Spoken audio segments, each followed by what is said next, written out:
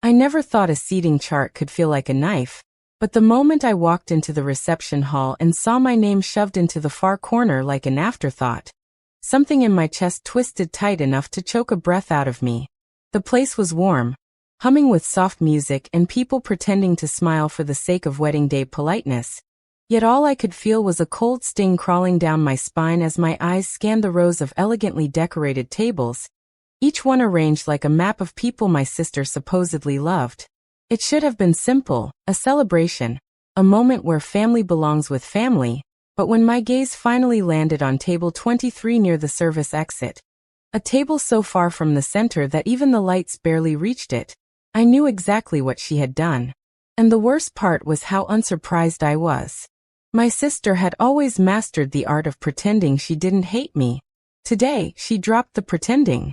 I stood there, frozen, the scent of roses and perfume swirling around me, and suddenly I was 9 years old again, standing in the hallway outside her bedroom door while she laughed with her friends and told them my existence was just something Mom and Dad forgot to return. I remember staring at the reception hall's polished floors, seeing my reflection warp under the soft lights, and thinking how similar it looked to all the memories she had bent over the years until I barely recognized them. People brushed past me, offering vague hellos and distracted congratulations, but I barely heard them. I felt like the room itself was pushing forward without me. That's when I heard Mom's voice, bright and forced like she was auditioning for a part. She grabbed my arm, not harshly but with that familiar pressure that said don't make a scene. Not today. Sweetheart, there you are, she said, her eyes flicking nervously toward the guests. Why are you just standing here? I told her I was You're just blocking for my seat. Though the words scraped out of my throat like gravel. Mom's smile flickered when I said that, her expression tightening just a little, the way it always did when she knew something was unfair, but didn't want to acknowledge it. Your sister had a lot of people to arrange, she whispered, trying to sound casual while guiding me farther inside. You know how complicated wedding planning can be. Complicated. That was the word our family always used instead of the truth. Instead of saying your sister used you as the emotional punching bag, she could decorate in excuses. Instead of saying she pushed you out because it was easier to erase a sibling than confront the years of cruelty she never apologized for. When we reached table 23, Mom didn't even try to pretend it looked okay. The table was half empty, stuck behind a pillar, and placed so close to the exit that the cold draft brushed my legs every time the door opened. I laughed, a short brittle sound I didn't plan, one that seemed to make Mom flinch. It's fine, I said, even when it wasn't. Because that's what I'd always done. Made things easier for everyone except myself. As I sat down, the noise of the wedding blurred into the background, replaced by the pounding in my ears. I watched as my sister floated across the room in her shimmering dress, elegant and radiant under the chandeliers, greeting relatives who had never done anything but praise her while ignoring the way she treated me behind closed doors. She looked like a woman who belonged at the center of everything, and me? I was placed where she always believed I should be, out of sight. My cousin Daniel slipped into the seat beside me, slightly out of breath and smelling faintly of cologne and champagne. Man, they did you dirty, he murmured, his eyes darting toward the main tables. You're basically in another postal code. His voice was low, but the words hit me with the force not because I disagreed, but because agreeing felt like stepping across a line I wasn't sure I was ready to cross. Not yet. A server passed by with a tray, and the flicker of silverware caught my eye, sparking a memory I'd pushed so far back into my mind it felt like a ghost rising. My sister's 12th birthday. The night she blew out candles, made a wish, then leaned over to whisper to our mother that she wished for another sibling, one who wasn't me. I didn't cry then. I didn't even cry later. I just swallowed it the same way I was swallowing everything now. The MC announced the wedding party entrance, drawing attention toward the grand staircase where my sister and her new husband appeared like royalty. The room erupted in applause, laughter, cheers. I clapped too, because anything else would have been a scandal. But inside something was shifting, cracking, moving in a way that felt both terrifying and strangely liberating. The speeches began, and with each one, I felt myself shrinking further into the shadows. Bridesmaids joked about all the people my sister keeps close, glancing at the front tables while I sat so far back I couldn't even see their faces clearly. Then came my father's speech, heartfelt and emotional, talking about family unity, about bonds that can't be broken. Every sentence twisted like a quiet accusation, and I realized he wasn't speaking to the room. He was speaking to me, or at me. I swallowed hard, my throat burning, as if all the years of being the one who forgave first were collecting into something sharp that finally wanted out. Daniel nudged me gently. "Hey," he whispered, "you okay?" I almost said yes. It was the word that came automatically, the reflex of a lifetime of downplaying my pain for everyone else's comfort. But the word stuck. For the first time, I couldn't force it out. I wasn't okay. I didn't even know what okay would look like. He laughed then lightly, Dad mentioned saying, the seating chart. My daughter spent weeks making sure everyone had the perfect seat. She wanted every person to feel included. The room applauded. Something in me snapped. Not loud, not visible, but real. A quiet fracture that had been forming for years finally broke clean through. I didn't stand up yet. Didn't make a scene. But I knew then that I wasn't staying. Not for dinner. Not for dessert. Not for fake family pictures where I'd be placed at the edge of the frame. I felt a strange calm settle over me, like the silence before a storm. I wasn't angry. I wasn't sad. I was finally awake. And I knew that before the night ended, I would make a choice no one expected, but everyone deserved. I stayed seated a little longer, letting the applause fade into a dull roar inside my head as the rest of the guests turned back to their conversations, clinking glasses and laughing like nothing in the world could possibly be wrong. But I could feel the distance between me and the rest of the room widening with every passing second, like the space itself was stretching, pulling me further into a place I had been living in my whole life without realizing it. I watched my sister glide from table to table, thanking everyone for coming, making polite gestures and touching shoulders as if she genuinely cared about each person present. She avoided looking toward the far end of the hall, toward me, as if my presence might disrupt the perfect wedding photograph she wanted everyone to remember. I traced the rim of my water glass slowly with my finger, feeling the condensation gather under my hand. The coolness against my skin grounded me, even as my thoughts drifted into the kind of memories that didn't ask permission to return.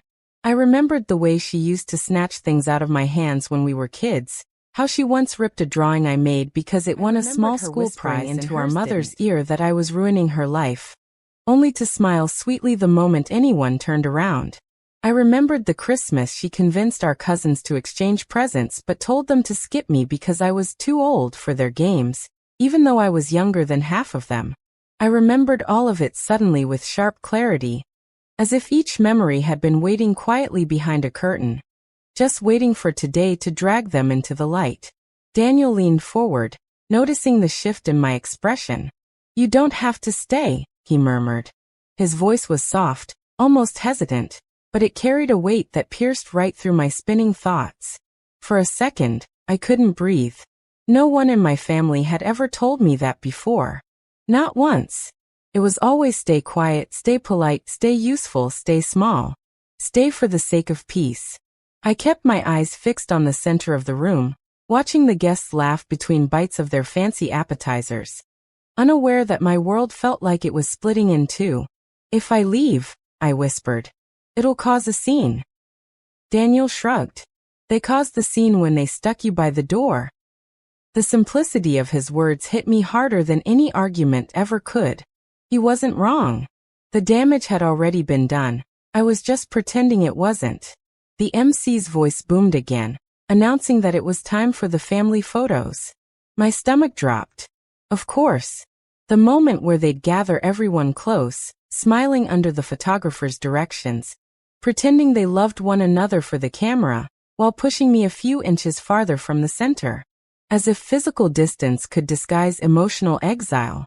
I stood up slowly, my hands trembling slightly but my chest strangely still, like something inside me had finally settled into place.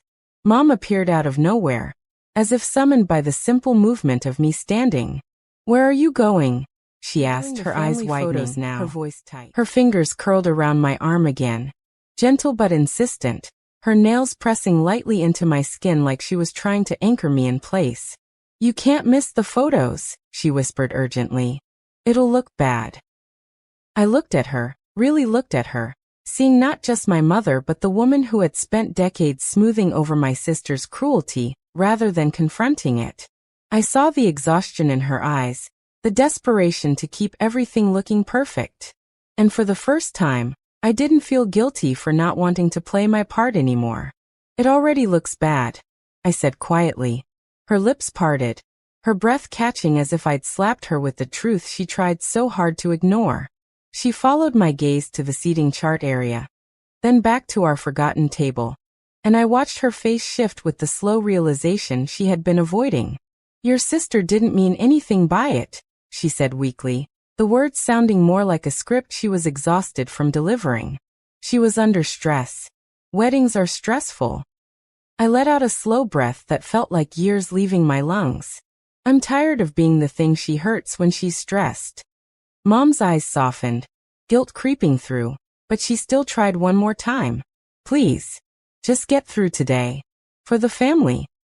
That was the moment I understood it clearly. The family she was trying to protect wasn't mine. The family she meant was the one that revolved around my sister. Her needs, her image, her comfort. I was just an orbiting planet expected to move quietly without disrupting her son. I shook my arm gently free from Mom's grip. She didn't fight it. She just blinked in surprise, as if she never imagined I could do something as simple as stepping away. Dad approached then, already frowning, already tense. What's going on? He asked, his voice carrying that warning edge reserved for when he feared conflict. Mom opened her mouth, but no words came out. My pulse loud but steady now. I'm leaving, I said. Dad stared at me like I'd said something outrageous, something absurd. Leaving? Don't be ridiculous. We haven't even done the dinner service. He looked toward the photographer, who was adjusting his camera settings, then back at me. You're part of this family. You need to be in the pictures. The laugh that rose in my throat was bitter sharp. Am I asked. Dad's jaw clenched. Of course you are. Don't make this difficult. Difficult. The word echoed in the air like a curse. That was what I was to them when I wanted fairness. That was what I became when I refused to be invisible. I felt a strange clarity wash over me, lifting the weight that had been pressing on my chest all day. I'm not staying to pretend anymore, I told him. My voice didn't shake. It didn't crack. It was just calm. Too calm for Dad's liking. His eyes narrowed with growing irritation. Your sister spent a lot of money and effort on this day, he said flatly. We're here to support her. She didn't spend any effort supporting me, I replied. Not today. Not ever. Daniel stood up beside me then, subtle but solid. He didn't say a word. He didn't have to. His presence alone felt like a shield I never knew I needed. Dad looked between us, incredulous. You're going to ruin her wedding? The accusation in his tone should have stung. For once it didn't. No, I said softly. She ruined it the moment she decided I didn't belong in it. For a moment no one spoke. The tension in the air felt tight enough to snap. The music shifted into something bright and cheerful as the cake-cutting announcement began. My sister glanced across the room for the first time that night, her smile faltering as she saw the small cluster forming around me. Our eyes met. For a second, time froze. Her expression was unreadable at first, then it hardened, cold, calculating. She looked away just exactly as I remembered, dismissing me like an uninvited thought. And that was the final answer I needed. I picked up my bag, the soft strap brushing against my wrist like a quiet promise. Daniel whispered, I've got you, and walked with me toward the exit. Behind us, I heard Mom call my name, not loudly, not with authority, but with the fragile panic of someone realizing the consequences of years of silence. I didn't stop. Not this time. I stepped through the door as the room erupted into cheers for the cake-cutting ceremony, their joy swelling behind me like a celebration I was never meant to be part of. The cold night air rushed against my skin the moment I stepped outside, shocking, freeing, alive. And as the door swung closed behind me, sealing the warmth and noise inside, I realized this wasn't the end of something. It was the beginning. I didn't expect the parking lot to feel so quiet. Like the world itself had taken a breath the moment I stepped out of the hall. The muffled wedding music leaked faintly through the walls behind me, distorted and distant, like a memory I was already starting to detach from. I stood there for a moment, feeling the cool air settle on my skin, letting the silence spread through me until my pulse stopped racing. Daniel walked beside me without speaking, his footsteps steady and patient, as if he understood that anything he said too soon might crack whatever fragile calm I was holding onto. I leaned against the car, tilting my head back and staring at the sky. The night was clear, unnervingly clear, the kind of clarity I had never been allowed to feel around my family. For so long, I lived inside their version of me, quiet, agreeable, forgettable. And tonight, walking out of that hall felt like stepping out of a costume I never chose to wear.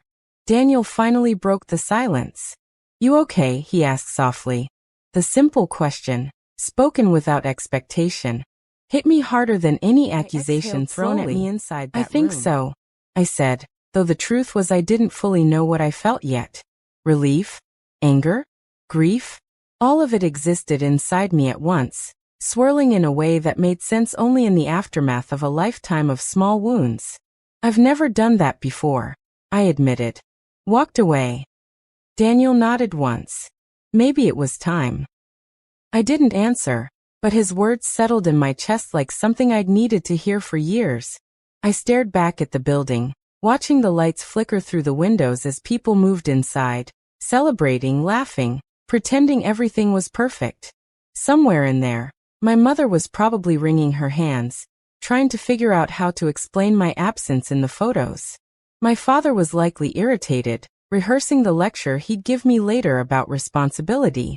And my sister was likely relieved, or furious, or indifferent. I didn't know which possibility hurt the most. A sudden wave of memory washed over me. Her 7th birthday party. The one where she cried because I blew out one of her candles by accident. She told everyone I ruined everything. And I spent the rest of the afternoon sitting in the hallway while the other kids ate cake. I remembered my mother placing a hand on my shoulder afterward, telling me to try harder not to upset my sister. The script had been written long ago. Tonight I finally tore it apart. The door to the hall burst open suddenly, and Mom stepped out, scanning the parking lot anxiously until her eyes landed on me. Her heels clicked sharply on the pavement as she rushed over. "There you are," she said breathlessly. "Come back inside. Please. They're about to start the family photos again. We can still get one with you." Her voice trembled with urgency, pleading, but not for me. For the image, for the optics, for the illusion. I didn't move.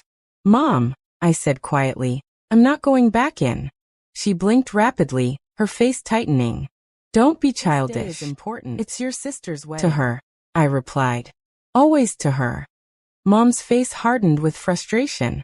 "You're making this more dramatic than it needs to be." The irony nearly made me laugh. Me dramatic? After decades of being the family buffer, the apologizer, the one who kept peace no matter how many times they cut me with their indifference. I shook my head slowly. "I'm not making anything dramatic. I'm telling the truth, maybe for the first time."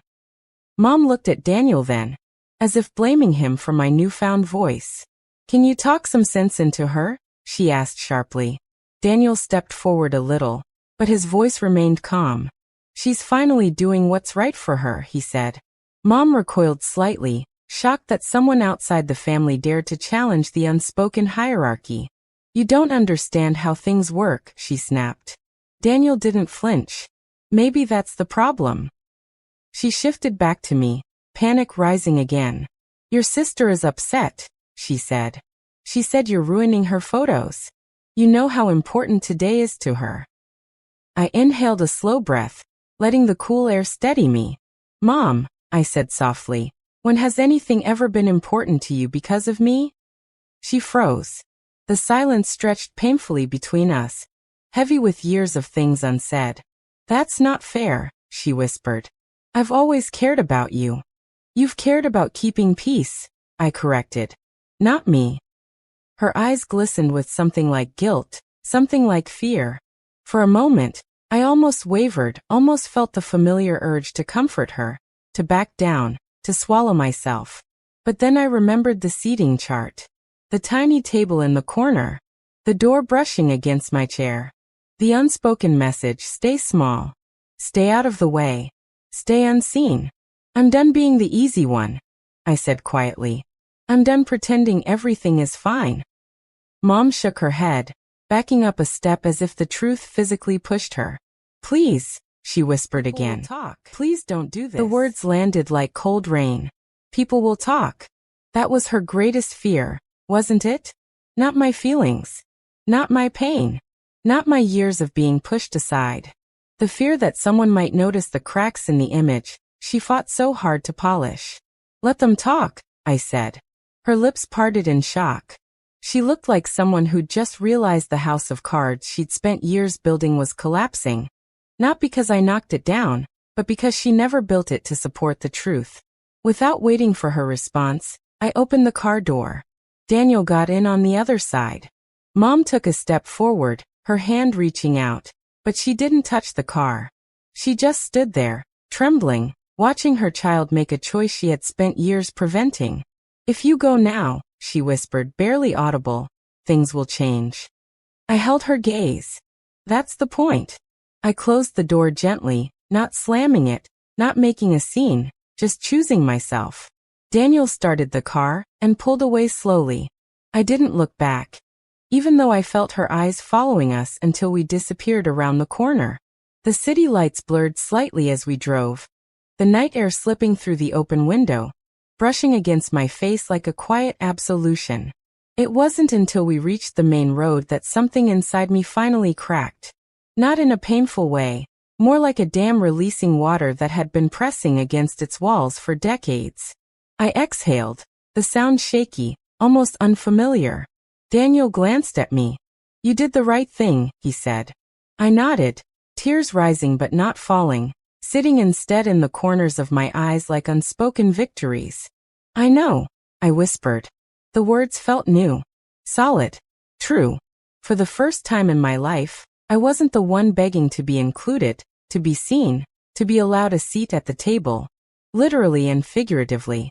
I chose to walk away from a place that never wanted me to take loosened, replaced with something warm, something fierce. "Do you regret it?" Daniel asked quietly. I stared out the window, watching the streetlights streak past like small promises. "No," I said. "For once, I don't regret anything." And somewhere deep inside me, in a place that had been hollow for far too long, something finally settled into peace. Later, when the photos were posted online without me, when the family group chat exploded with questions and thinly veiled judgments, when my sister told everyone I ruined her wedding, I didn't flinch. Because I knew the truth. I didn't ruin her wedding. I walked out of a place that never made space for me. And the moment I did, everyone finally saw the cracks they had been painting over for years. I didn't break the family. I exposed the way it was already breaking. And sometimes the only way to save yourself is to walk away, before there's nothing left of you to save.